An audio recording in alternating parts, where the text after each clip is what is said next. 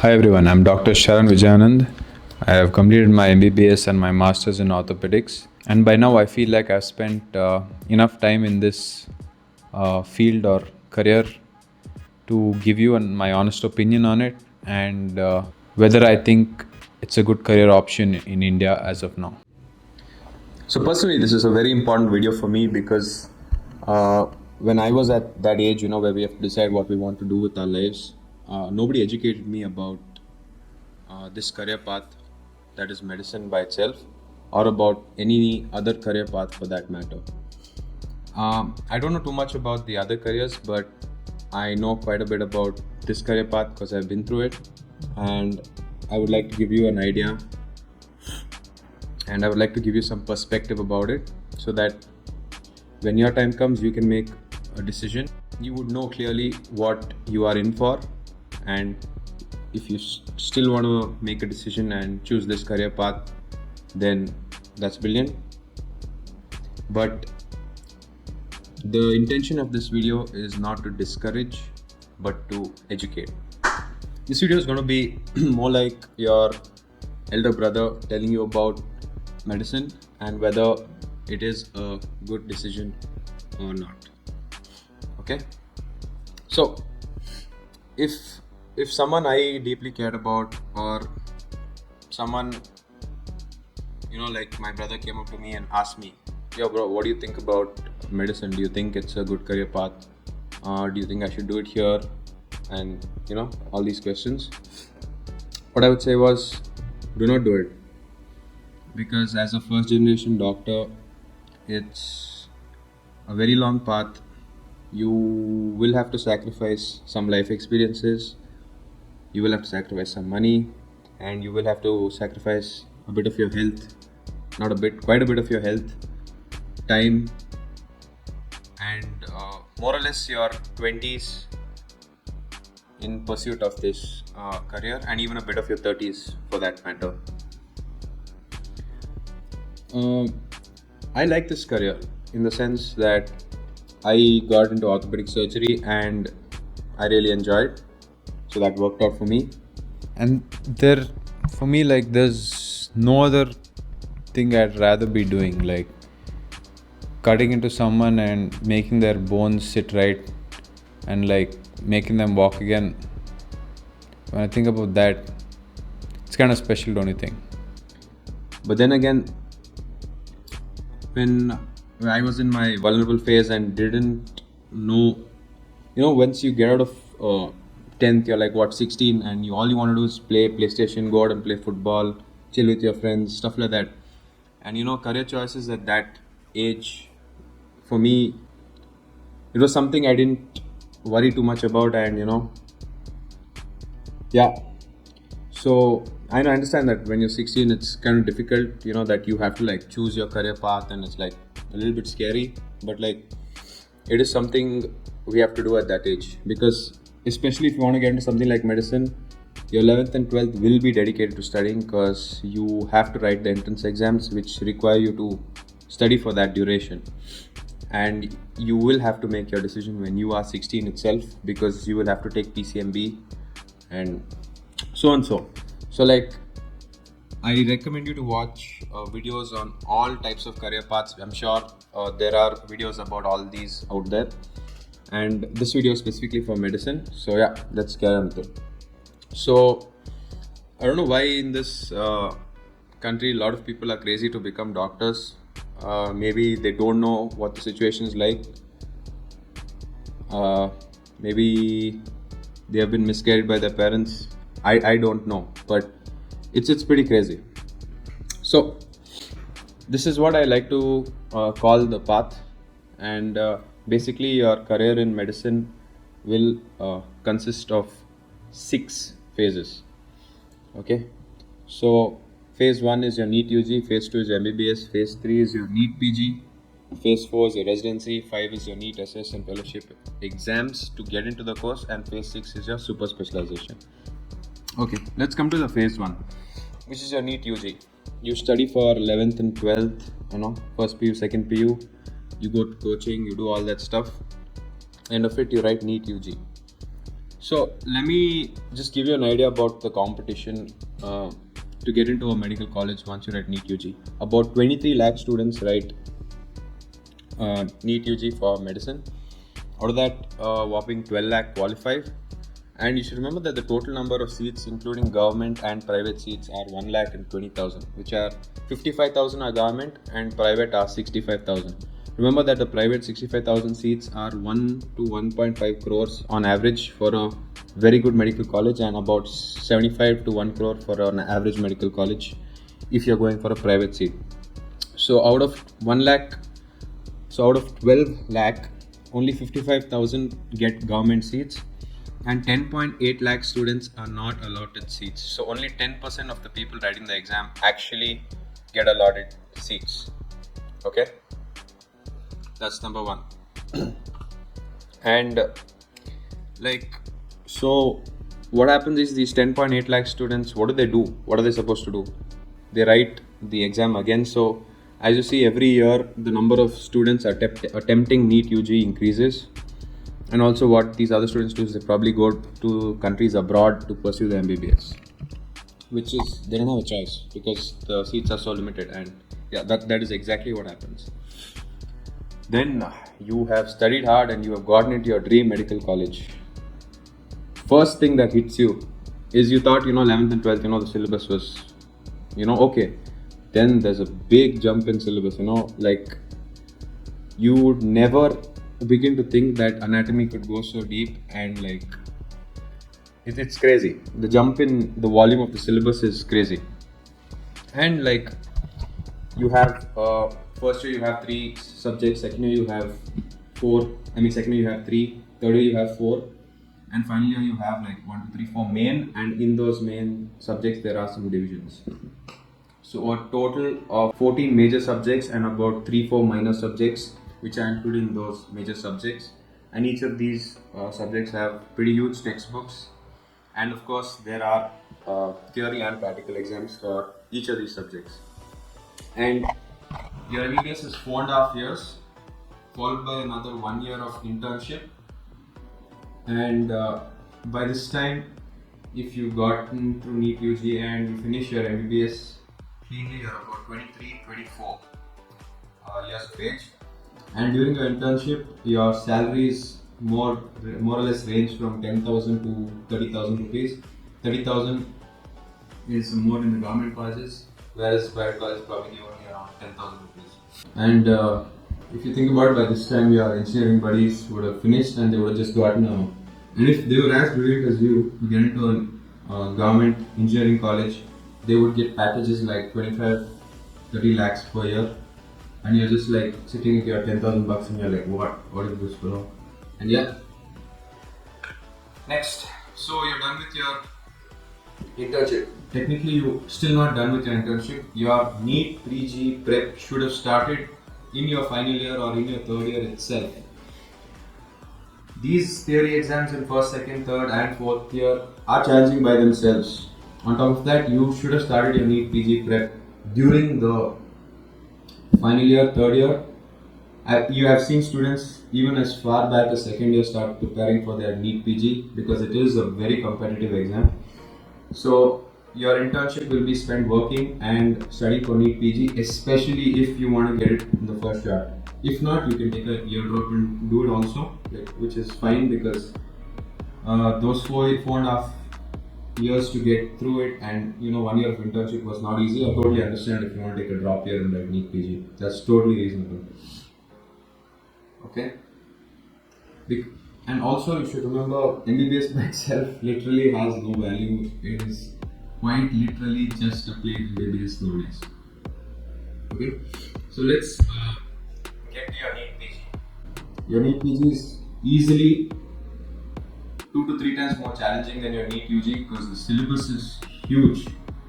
Any line from any of your textbooks through the 14 to 18 subjects that you had during your UG can come. Let's just say there are 19 subjects, and any line from any textbook during those your 4.5 year course can turn up in your NEET PG exam. So you have to know everything.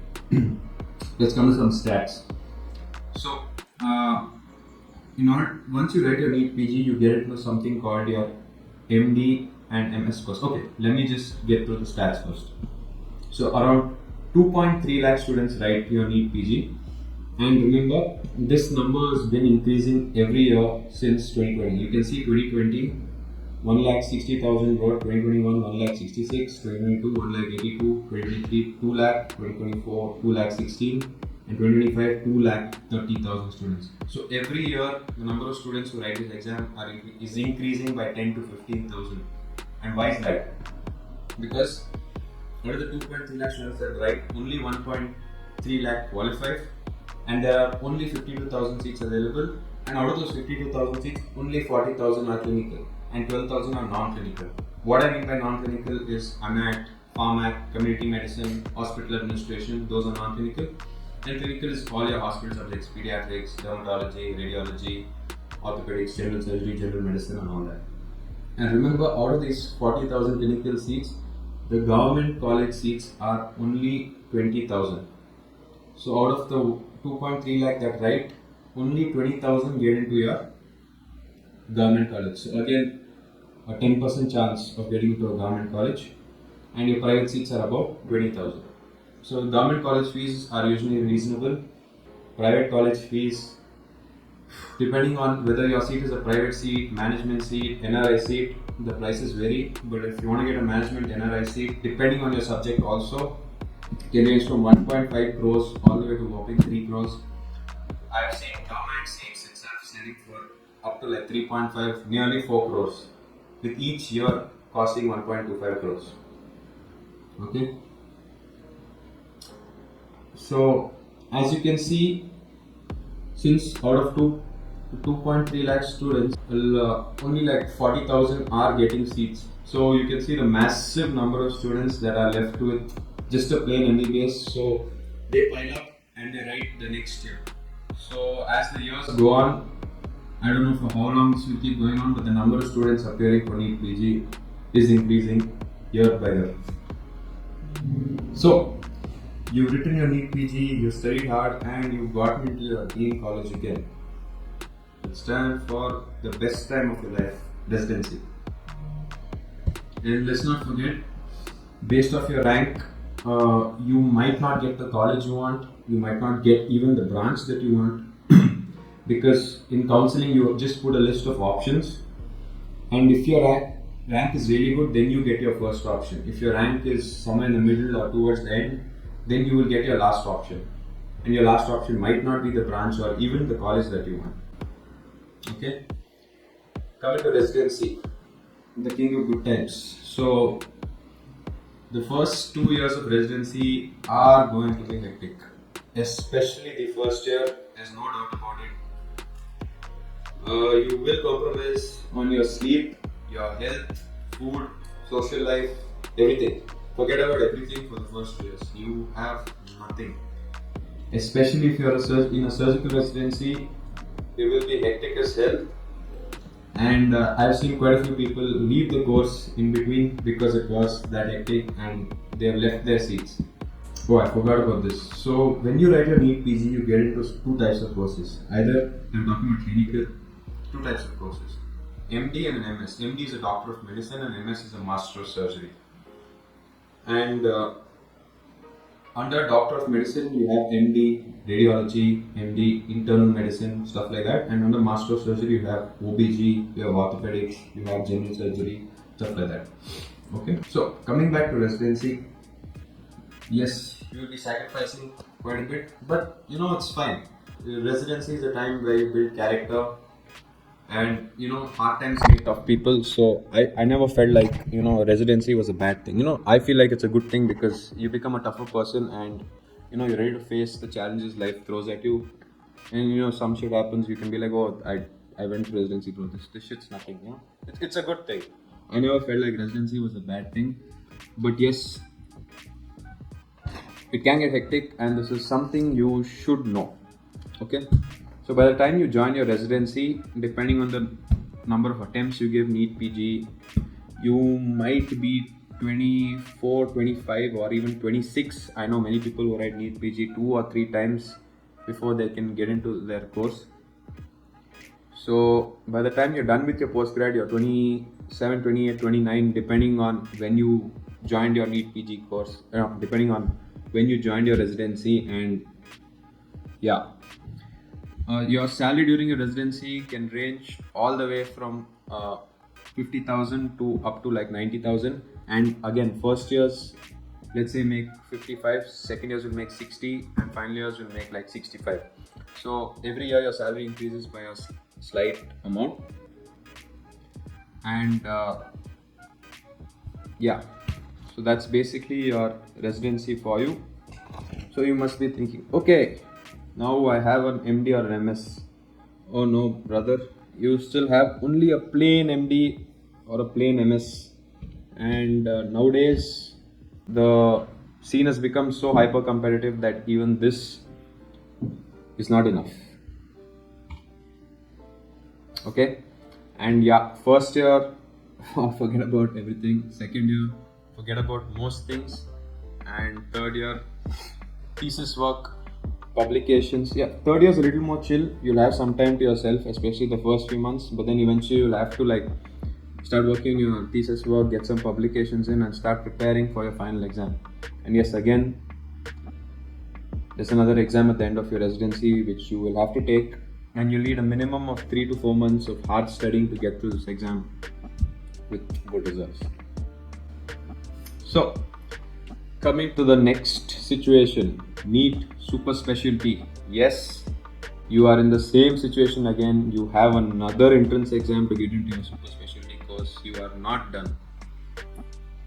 So let's say you did MS general surgery and you want to become a cardiothoracic surgeon or a urologist or a pediatric surgeon or a neurosurgeon, which a lot of people aspire to be. You will have to write this exam. So NEET SS has about 6,800 seats with about 15 to 17,000 candidates appearing, and on paper it might look like the numbers and the ratios aren't as bad as NEET PG, but remember, some of the preferred branches such as cardiology, neurology, endocrinology, nephrology, there are very few seats.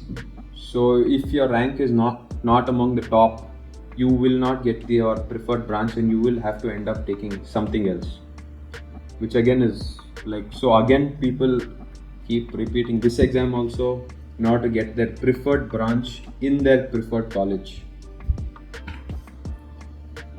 Suppose you took something like orthopedic surgery, where you're like, yeah, you took orthopedic surgery thinking, yeah, there's no NEET SS for me, like it's chill after I did MS, I'm an orthopedic surgeon, I'm done. No, you're not. You will have to do fellowships to stand out from your peers, and you will have to specialize in something. Yeah, there are many fellowships offered under private surgeons and like hospitals itself, where you don't have to go through an exam, maybe just an interview, and based off your publications and your CV. But like, if you want a board certified fellowship, like from the Fellowship of National Board of Examinations, M.B.B.S certified fellowship, then you will have to do your fellowship for a duration of 1 to 2 years, and for that you will have to write your F&B entrance exam to get into, for example, in orthopedics there's spine surgery, sports medicine, arthroplasty, orthopedic oncology, trauma, hand and upper limb, pediatrics, foot and ankle. You get the idea. So again, you will have to write your F&B entrance exam to get into your fellowship course. And then your super specialization, which is your phase 6, is 3 years, and fellowships 1 to 2 years, depending on how many you want to do and how specialized you want to be.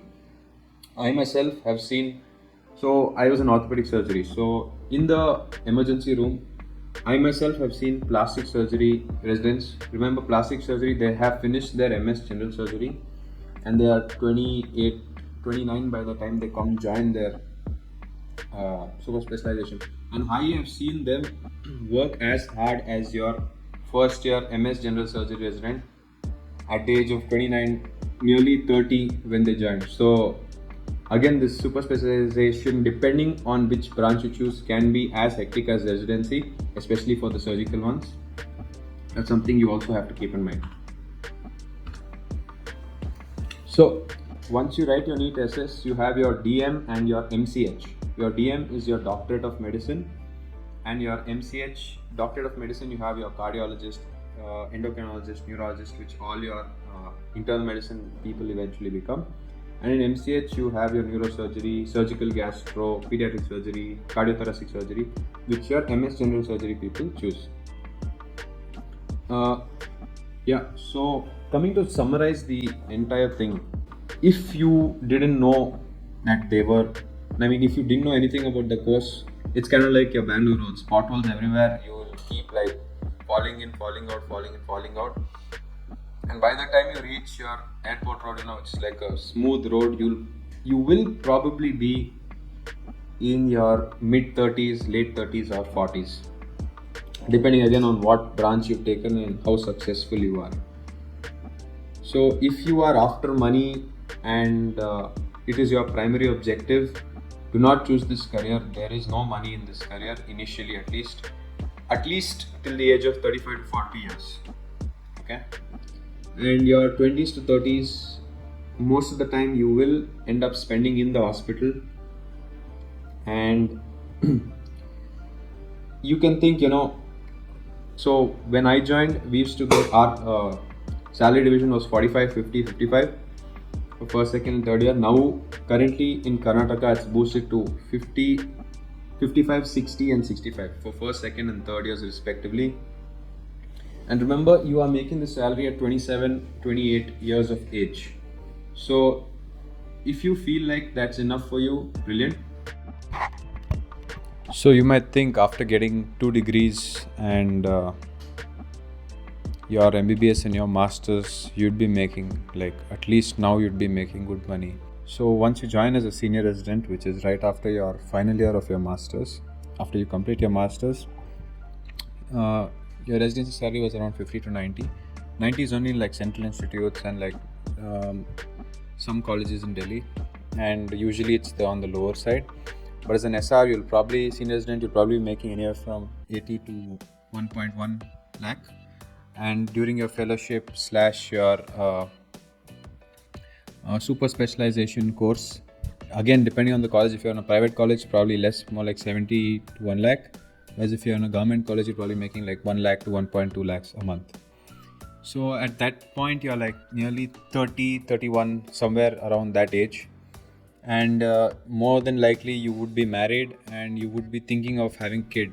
So again, that salary would be enough to take care of you per se, but again, to build a family with that kind of salary is can be difficult. So you have to keep that in mind as well. But like, what you have to realize is, for the amount of effort and the hours and the years you spend studying, this might not feel satisfactory. If you put the same amount of effort, hours, and like uh, time into any other career, you would be making far more money, and on paper you'd seem far more successful. And yeah, you will have to sacrifice on family time and like friends, relationships. This is something to keep in mind. And you will only start seeing, or start feeling successful and established once you're like in your mid 30s or late 30s. So, whom is this career for, and what are some of the nice parts about it? You, as an individual, having the opportunity to serve your community, serve your friends, families, while still making an income is one of the brilliant parts about this career. And one of the other amazing things is you have a very long college life. You have your M.B.B.S college life, you have your master's college life, and trust me, the friends that you make in your undergrad and postgrad are friends for life, because you guys have gone through all this shit together and all of you know what it's like. So these friendships are amazing. And also, these courses make you a strong and powerful individual, both mentally and physically, and you realize how capable the human body is and how much it can do even with minimal sleep.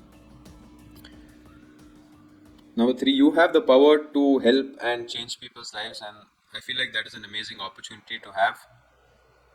And if you are someone who will look at only your road and not worry about what your friends are doing, because trust me, your friends will be successful as shit. By the time you start earning serious money, they would have already. So imagine they start earning serious money at like 25, which is true. Especially if you do your engineering. Let's say, just take an example of my brother itself. So he finished his undergrad and post, like after his undergrad he had a good package, and then he went to the states, did his masters, and now he's settled there and he's making like good bank, like very good bank. And if he decides to save that money smartly from the age of 25 to 35, he would have already accumulated so much wealth. And let's not even get into the fact that he has freedom. He works, let's say, from 9 to 5, and his Saturdays and Sundays are off. He can spend time with his wife, his family, and his social life is pretty good. Just as an example. And our social lives aren't great till we are established. We cannot have a proper social life because either we're always studying for some exam or the other, or we're working. And all the breaks that you get in between are breaks you will have to take for your own mental health and physical health. So if you're someone who can focus on your own road and not worry about what your friends are doing, what your friends are making, and this is my path, I've chosen it. I don't care about how much money I'm going to make, because eventually it is going to give me happiness and satisfaction. Then this is the career choice for you. And be ready to sacrifice your 20s to 30s. Yes, you can have loads of fun in your M.B.B.S. Don't listen to people who tell you that you cannot, because my M.B.B.S was an amazing time. Even my postgrad, for that matter, I had so much fun. So don't listen to someone when they tell you that you cannot have fun. You absolutely can. But the only thing is, you might be financially constrained and you might not have the spending power that your colleagues in other careers do. But other than that, you can have a lot of fun. So yeah, I hope you got some value out of this video. Like I said, this video was not to discourage but to educate. So I wanted to take this video, watch it a couple times if you have to, and like note down some of the points from each of the careers that seem viable to you. And before choosing your career, make sure you know the ins and outs of your career, what the future prospects are like, what kind of work-life balance you want, how much money you want, all that. You make note of it and then you choose your career. And that would be my only message to you. And don't worry too much about this passion shit. Once you do something well enough, you will start to get passionate about it. And with that message, I will leave it. Thank you. If you got some value from this video, or if you know someone who's struggling with making a choice, please send it to them. And if you found some good value from this video, I'd appreciate a like and a subscription. Thank you.